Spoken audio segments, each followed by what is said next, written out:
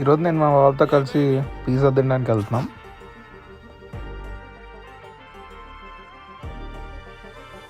ఇదే రెస్టారెంట్.